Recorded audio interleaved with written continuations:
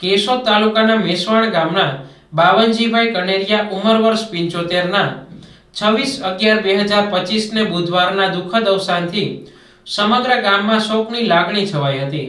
સ્વર્ગસ્થ બાવનજી બાપાને સંતાન રૂપે 5 દીકરીઓ હતી।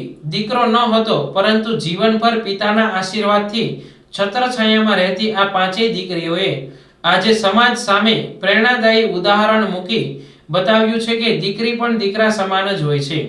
વિશેષ રૂપે ઉલ્લેખનીય છે કે બાવનજી બાપાના અંતિમ સંસ્કારમાં તેમની 5 દીકરીઓએ પિતાશ્રીને કાંધ આપી હતી।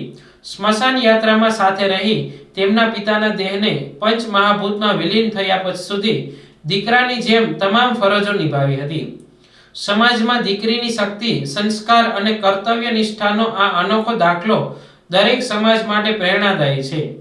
આ પ્રસંગે સ્વર્ગીય બાવનજી બાપાના એક દીકરી એવા જૂનાગઢ જિલ્લા પંચાયત સદસ્ય શ્રીમતી ધર્મિષ્ઠાબેન કમાણીએ હૃદયસ્પર્શી શબ્દોમાં જણાવ્યું હતું કે બાપ તો બાપ જ હોય છે।